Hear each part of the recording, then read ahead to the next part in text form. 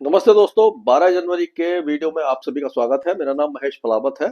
इस वीडियो में हम देखेंगे कि अगले 2 या से 3 दिनों के बीच में किस तरह का मौसम रहने वाला है। और ये तो आपको पता ही होगा कि इस समय जो स्थिति है, बहुत ज्यादा कड़ाके की सर्दी है। हालांकि बारिश नहीं हुई है, सूखी सर्दी है, लेकिन देखा जाए तो सर्दी बहुत ज्यादा कड़ाके की बनी हुई है। और जो पहले हम देख रहे थे कि जो घना कोहरा छाया हुआ था, वो अब थोड़ा सा कम हो गया है। उसकी इंटेंसिटी आप देखो तो ये केवल जो आप पंजाब और ये उत्तराखंड, ये सारे इलाकों में, ये थोड़ा बहुत जगह पर यहीं पर ही आपको ये दिखाई दे रहा होगा।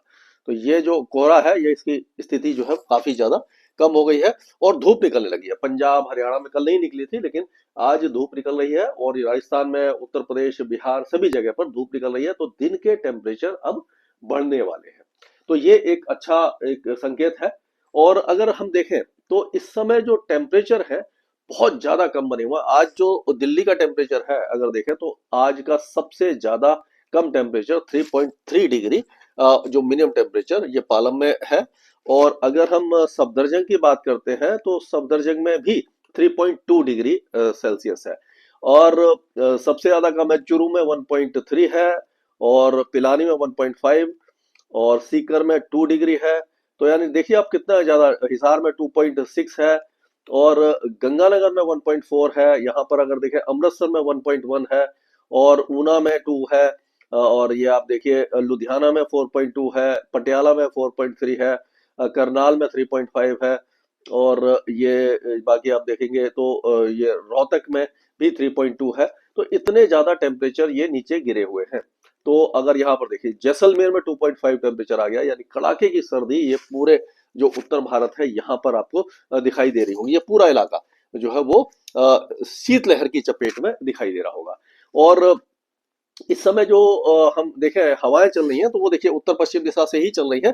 जैसे सूखी हवाएं हैं, वेस्टर्न डिस्टर्बेंस अभी काफी ज्यादा अब पीछे दिखाई दे रहा है। तो इसको देखते हैं हम। तो अभी ये जो इसके आगे जो वेदर सिस्टम है, यहाँ पे आप देखिए बादल है, वो पहाड़ों पर थोड़े बहुत दिखाई दे रहे होंगे आपको। एक फीबल वेस्टर्न डिस्टर्बेंस या साइक्लोनिक सर्कुलेशन आप कह सकते हो। और उसी तरह से जो लो प्रेशर एरिया डिप्रेशन था, वो लो प्रेशर एरिया में अब जाकर वो ये साइक्लोनिक सर्कुलेशन में बदल गया है। तो आप देखिए कि तमिलनाडु और उसके आसपास के इलाकों में आपको बादल दिखाई दे रहे हैं। तो ये तमिलनाडु के कई इलाकों में, साउथ इंडिया, कर्नाटका में, यहाँ पर जो है लाइट टू मॉडरेट रेन यहाँ पर हो सकती है। कोस्टल आंध्र प्रदेश, तेलंगाना, यहाँ पर भी बहुत हल्की बारिश की संभावना हमें दिखाई दे रही है। तो इस तरह का वेदर अभी फिलहाल रहेगा। और अगर हम आगे चलते हैं तो देखिए जो पहाड़ों पर एक साइक्लोनिक सर्कुलेशन के रूप में वेस्टर्न डिस्टर्बेंस है, जो ऊंचे पहाड़ों पर गिलगिट बाल्टिस्तान, मुजफ्फराबाद, लद्दाख और जम्मू कश्मीर के काफी ज्यादा ऊंचे पहाड़ों पर ही हल्की बारिश दे पाएगा। और आप देखिए जो हवाएं हैं वो उत्तर पश्चिम दिशा से लगातार चल रही है, यानी तेज हवाएं चल रही है। पॉल्यूशन भी काफी कम हो गया है। दिन में धूप के बावजूद भी सर्दी का एहसास होता है। अब आप देखेंगे कि जो आज बारिश है, 12 तारीख की रात को, मतलब शाम तक या रात तक कह लीजिए, तो ये कोस्टल जो तमिलनाडु है यहाँ पर तेज बारिश है। और इंटीरियर में कम है, केरल में कम है, लक्षद्वीप में हल्की बारिश है, कर्नाटक के कई इलाकों में हल्की बारिश है। और यहाँ तक के जो महाराष्ट्र के तट है, यहाँ पर भी छुटपुट बौछारें आपको दिखाई देंगी। सांगली, सतारा, सिंधु, रत्नागिरी, कोल्हापुर, ये जो इलाके, यहाँ पर हल्की फुल्की बौछारें आपको दिखाई दे जाएंगी। और ये अगर हम 12 तारीख की बात करें तो 12 तारीख में आप देखिए मध्य महाराष्ट्र, मराठवाड़ा और नॉर्थ इंटीरियर कर्नाटका में भी बारिश की संभावना दिखाई दे रही है। संभाजी नगर, अहिल्याबाई नगर, बीड, ये जो इलाके हैं, सांगली, सतारा, कोल्हापुर, रायगढ़, सिंधुदुर्ग, रत्नागिरी, ये महाराष्ट्र के कुछ इलाके हैं जहां पर बारिश हो सकती है। तेलंगाना के भी कुछ इलाकों में बहुत हल्की बारिश की संभावना दिखाई दे रही है। लेकिन कर्नाटक के उत्तरी इलाकों में बारिश है, कोस्टल कर्नाटका में है। तमिलनाडु में बारिश कम हो जाएगी। केवल दक्षिणी इलाकों में ये 13 तारीख को रहेगी। अगर ये 14 तारीख की बात करें तो 14 तारीख में भी जो महाराष्ट्र के कुछ इलाके में, यानी कि 12, 13, 14 तारीख में हल्की फुल्की बौछारें मध्य महाराष्ट्र के कुछ इलाकों में आपको दिखाई देगी। पुणे के दक्षिण में ही आपको दिखाई देगी। सांगली, सतारा, कोल्हापुर, सिंधुदुर्ग, रत्नागिरी, ये महाबलेश्वर, यहाँ पर हल्की फुल्की बौछारें दिखाई दे सकती है। और ये एक तरह से आप कह सकते हो हल्की सी ट्रफ बन रही है, यहाँ से आ रही है, ये हवा आ रही है, इससे ट्रफ बन रही है, उसके कारण ये बारिश की गतिविधियां हैं। और अगर 15 तारीख की बात करें तो 15 तारीख को जो वेस्टर्न डिस्टर्बेंस है वो अप्रोच करने लग जाएगा।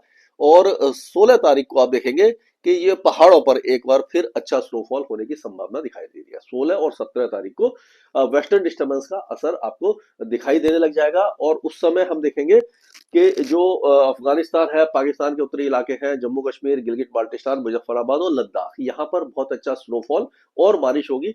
हिमाचल के ऊंचे पहाड़ों पर भी हल्की फुल्की स्नोफॉल हो सकती है, लेकिन उत्तराखंड इस बार भी शुष्क रहने की संभावना हमें दिखाई दे रही है।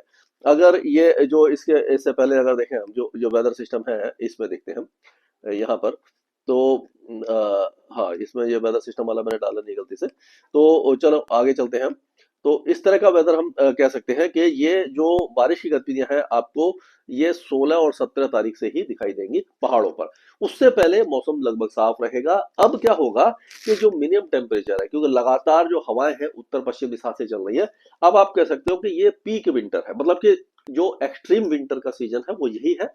अब 12 और 13 और 14 तारीख तक जो टेम्परेचर है 5 डिग्री के नीचे कई इलाकों में आपको अभी भी दिखाई दे जाएंगे। ये जो जो भी आप देख रहे हैं, तो इसमें हम देखेंगे कि 5 डिग्री के नीचे जो टेम्परेचर है यहाँ पर जो दिखाई दे रहे हैं आपको, ये पूरे इलाकों में टेम्परेचर 5 डिग्री के नीचे ही रहेंगे कल तक, 13 तारीख तक। और जो उत्तरी जो आपका राजस्थान है यहाँ पर और हरियाणा के कुछ इलाकों में ये 13 और 14 तारीख तक 5 डिग्री के नीचे रहेंगे। और दिल्ली एनसीआर में भी आप देखेंगे 15 तारीख से टेम्परेचर बढ़ना शुरू हो जाएंगे।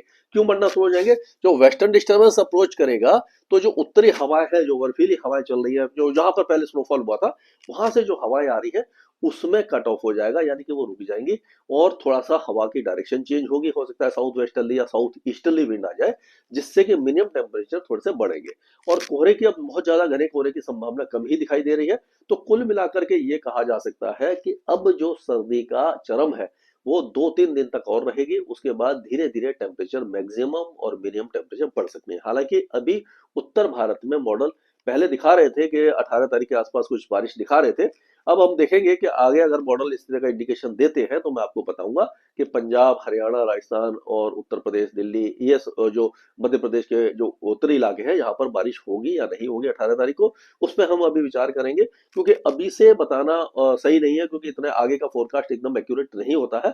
तो उस पर हम ध्यान देते रहेंगे और आपको लगातार उसके बारे में अपडेट देते रहेंगे। और सबसे बड़ी बात आपने एक और देखी होगी कि इस समय जो ये पाला पड़ रहा है, काफी ज्यादा पाला पड़ रहा है, क्योंकि 4 डिग्री से जब नीचे टेम्परेचर हो जाते हैं मिनिमम टेम्परेचर, तो पाला पड़ने की संभावना हो जाती है। पाला क्या होता है कि जो ओस पड़ती है रात में और जमीन इतनी ज्यादा ठंडी हो जाती है कि वो ओस जम जाती है पत्तियों पर और फूल पत्तों पर, और जो फसल है उसको काफी ज्यादा नुकसान पहुंचा देती है। आपने देखा होगा कि कई वीडियो आ रहे हैं, फोटो आ रहे हैं कि गाड़ी जो है, मोटरसाइकिल है, जो सड़क है उसके ऊपर ये पाला जमा हुआ है, पूरी मतलब एक तरह से बर्फ जैसी जो चादर है वो जमी हुई है। तो अगले 2-3 दिनों तक पाला रहेगा। उसके बाद जब टेम्परेचर बढ़ेंगे तो पाले से भी आपको राहत मिलना शुरू हो जाएगी। क्लाइमेट वेदर में अभी के लिए इतना ही।